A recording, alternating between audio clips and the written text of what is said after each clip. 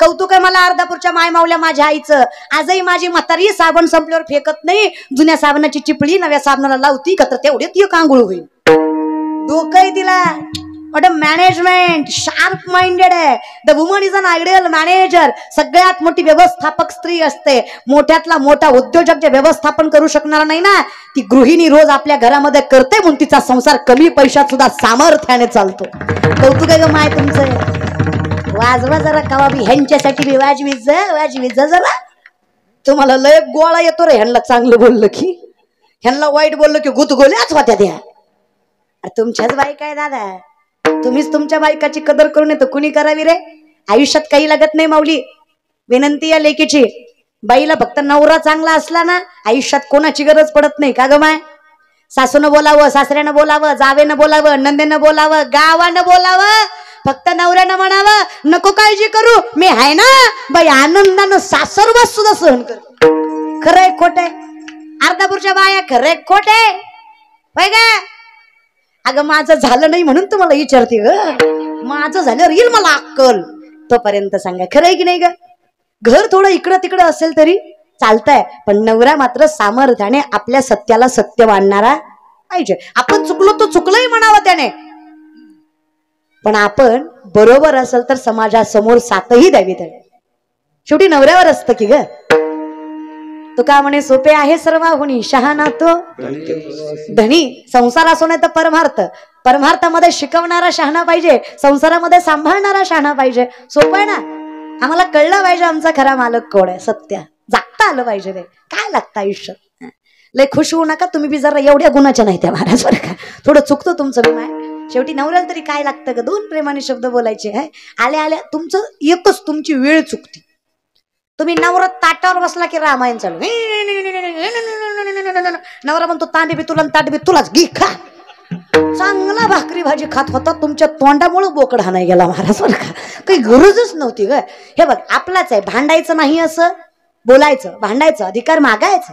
पण काय असतं ना धर्मशास्त्र सांगतं माय, ज्या बाईला संसारात तोंड सांभाळता आलं आणि ज्या पुरुषाला परमार्थात किंवा व्यवहारात नीतिमत्ता सांभाळता आले त्या घरातला भगवंत आणि लक्ष्मी कधीच दुरावत नाही. हे धर्मशास्त्राचं वाणी रसवती यस्य, वाणी रसवती यस्य, यस्य श्रमवती क्रिया, लक्ष्मी दानवती यस्य सफलम तस्य जीविता. इतकं सोपं आहे. काय सोपं आहे. जिथे बाई पावन आहे धन्य माता पिता होती जे, ते सात्विकच आहेत, ते सत्यच आहेत, ते कर्तृत्ववानच लेकरू जन्माला येणार जेव्हा कुस मासाहेबांसारखी असावी. काय कुस होती माझ्या मासाहेबांची. धन्य धन्य थोराई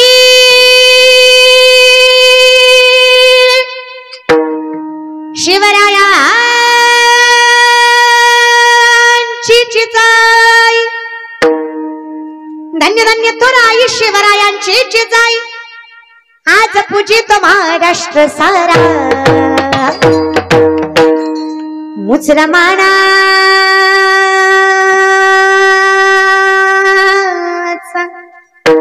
मुसलमानाचा मानाचा जीव जाईल.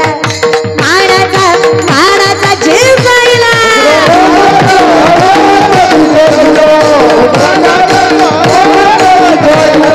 टाळी टाळी टाळी मला.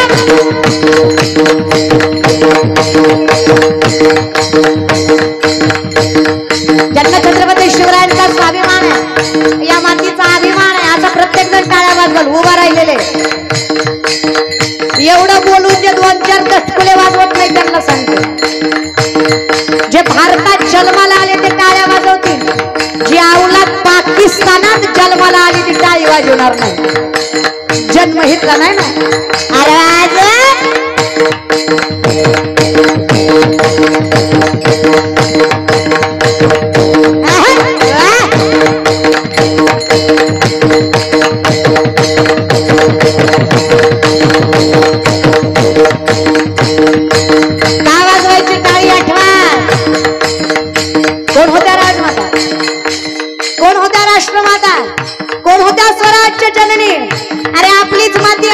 जमीन पण आपलीच माणसं पिकवायला घाबरायचे. राया रावानं गाढवाचा नांगर काळ्या मातीतनं फिरवला आणि सांगितलं जो कोणी यात जमीन पिकवाल त्याच्या वंशाचा निर्वंश झाल्याशिवाय राहणार नाही. निर्वंश पिढी वाढणार नाही. आवाज पिढी वाढणार नाही, कुळ टिकणार नाही, संतती जगणार नाही. माणसं घाबरायला लागली. अरे लाचारी करून गुलामगिरी करून लोकांचे तळवे चाटून खातोय आपण, पण कमीत कमी लेकरं तरी जगतायत. अरे जर लेकरच राहिली नाही तर कुणासाठी पिकवायचंय? अंधश्रद्धेला, कर्मकांडाला, धोतांडाला माणसं घाबरायला लागली. माणसं जमीन पिकवत नाही. अहो मासाहेब जिजाऊ स्त्री आहेत. एका बाईनं पदर कमरेला खावलाय. 3.5-4 वर्षाचे शिवराय हाताला धरले आणि पुण्याच्या मातीत येऊन उभा टाकल्या आणि सांगितलं होऊ द्या माझं काय व्हायचं तर होऊ द्या. माझ्या एकटीचा पोरगा मेला तरी चालेल, पण पुढच्या पिढीला प्रत्येकाला सामर्थ्याने जगता यावं याच्यासाठी माती पिकलीच पाहिजे. आऊसाहेब उभा टाकल्या. एकुलतं एक पोरग आहे, 3.5-4 वर्षाचं आहे. आईचं दूध आहे, पण आऊसाहेब म्हणतायत माझं पोरग मेलं तरी चालत पण पुढची पिढी जगली पाहिजे. धन्य माता पिता तयाचे. काय संस्कार आहेत बघा दादा. ज्या मातीतनं राया रावानं गाढवाचा नांगर फिरवला त्या मातीत आऊसाहेबानं सोन्याचा नांगर फिरवला. अरे झालं काही धंदा कटे छत्रपती शिवाजी महाराज आऊसाहेबांनी सांगावं जगाला अरे बघा इकडं घाबरवतायत तुम्हाला. घातली या भय नरका जाणे तुका म्हणे सत्य कर्मा भावे साह्य. घ्या जरा संतांचे विचार डोक्यात. हे सोडून द्या धोतांड कर्मकांड अंधश्रद्धा. अरे देव कधी कोपत नाही, कोपतो तो देव नाही. अरे येड्यांनो देव कधी कोपत नाही, कोपतो तो देव नाही. पाया पडते तुमच्या मातीत पिकवा. कसं जगणार आहे स्वाभिमानानं. माणसांचं बळ वाढलं, डोक्यात प्रकाश पडला. एक स्त्री आपल्यासाठी आपल्या लेकराचा विचार करत नाही. एक बाई आपल्यासाठी आपल्या जीवाचा विचार करत नाही. शत्रू समोर रणरागिणी सारखी उभा टाकली. लाज वाटली पाहिजे आपल्याला. आपण हात बांधून बसलो. आली माणसं मातीत पिकवायला, पण त्यातल्या काही माणसांनी आऊसाहेबाला विचारावं आऊसाहेब आऊसाहेब बळ तर आलं व. आऊसाहेब बळ तर आलं व, पण एका गोष्टीचं स्वांग घेता येत नाही, ते म्हणजे पैशाचं. सगळ्या गोष्टीचं स्वांग घेता येत आहे आऊसाहेब, पण पैशाचं काय करायचं? अव त्यांनी जमानं टाळूवरचं लोणी सुद्धा चाटू चाटू खाल्लंय आमच्या. अव राहतो त्या झोपडीत, कधी पडल याचा भरोसा नाही, आणि खातो ती भाकरी कधी हिसकावून जाईल याची खात्री नाही आऊसाहेब. अव कशी बशी पोटाची खळगी बोलतोय. शेती पिकवायला बी बियाणं खत अवजार कुठून आणायची आऊसाहेब? तेव्हापासून सुरू झाली शेतकऱ्यांसाठी पहिली पतसंस्था. बर का मायबाप, या महाराष्ट्रातली पहिली पतसंस्था एका बाईनं उभा केली, आणि ज्या आधी शक्तीचं नाव होतं राजमाता जिजाऊ.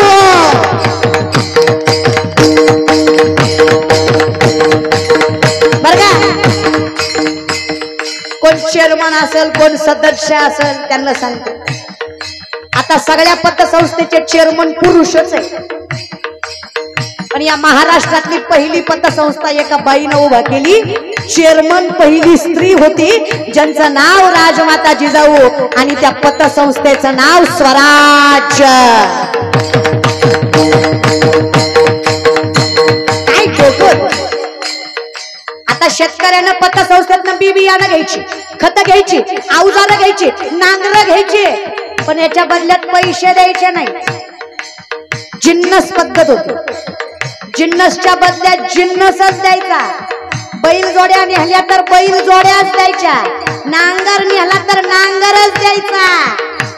म्हणून शेतकऱ्याची बैल इकायची हिम्मत झाली. काय पद्धत होती बघा. आता जर शेतकरी कर्जानं व्यापला तर नांगर विकतो, बैलगाडी विकतो, बैलजोड्या विकतो.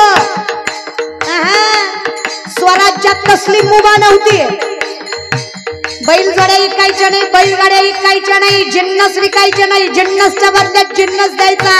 आणि याच संस्थापनामुळे, याच व्यवस्थापनामुळे आणि याच विचारामुळे शिवशाहीत एकाही शेतकऱ्यानं आत्महत्या केली नाही, हे वैभव होता.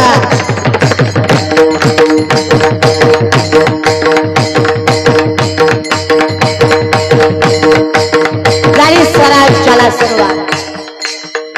आता माणसं माती पिकवायला लागली, शत्रूंना घाबरत सुटली. अरे हीच माती पिकवायला लागली, मग आपण कुणाला लुटायचं? हेच कमावणार, हेच खाणार, ह्यांची पोरं मोठी होणार, आपलं राज्य कसं चालणार?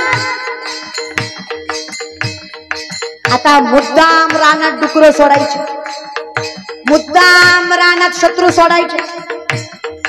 शेती तर पिकवायला चालू केली, पण माणसं घाबरायला लागली. आई बहिणीवर वाईट नजर पडायला लागली घरातल्या. आपण शेतात मरमर मारायचं आणि शत्रूंना आई बहिणीकडे वाईट नजरेनं बघायचं.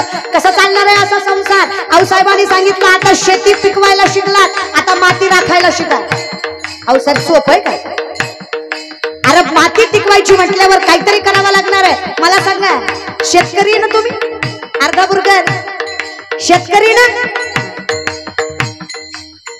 पिकाला काही गोष्टीपासून वाचवलं की पीक टिकतं, बरोबर आहे? पिकाला कशापासून वाचवावं लागतं म्हणजे पीक टिकतं? कशापासून? शेतकरी ना तुम्ही. अरे मग पीक कशापासून वाचवावं लागतं? सगळ्यात पहिलं पाखरं. जर ज्वारी वगैरे असेल तर सगळ्यात पहिलं पाखरं, कापूस बिपूस असेल तर कीटकनाशक, बरोबर आहे? साहेब आम्हाला पिकं पिकवायची म्हणली, टिकवायची म्हणली की काय ना बघा, गोपन फिरवली, पाखरं मारली, अव फवारणी केली, जंतू मेले की पीक जगतंय बघा. साहेब म्हणले तसंच आहे. जसं शेती टिकवायला पाखरं फिरवायला गोपन फिरवता की नाही, तसं शत्रू मारायला तलवार फिरवायला शिका, म्हणजे माती बी टिकत.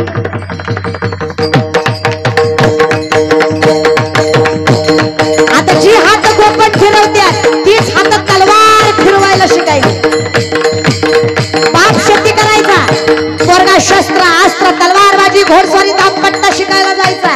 अरे तरणी बांड पोरं हिंदवी स्वराज्य राखण्यासाठी शिकायला लागले. का? कशासाठी? होती मुघलांची सत्ता त्यावेळी, तीन तुकड्यांना नव्हता भोवाली. होती मुघलांची सत्ता त्यावेळी, तीन तुकड्यांना नव्हता भोवाली. होती जिजाईला खंत, त्याला शिवमात संत संत. होती जिजाईला खंत, त्याला शिवमात संतांचं पूजित महाराज सारा. मुसलमान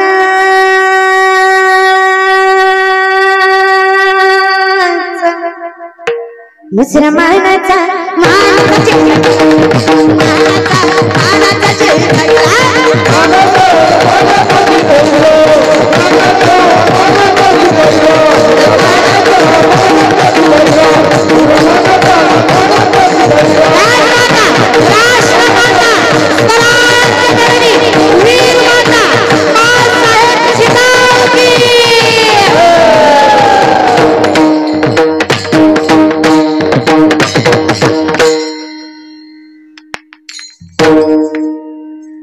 मुसलमानाचा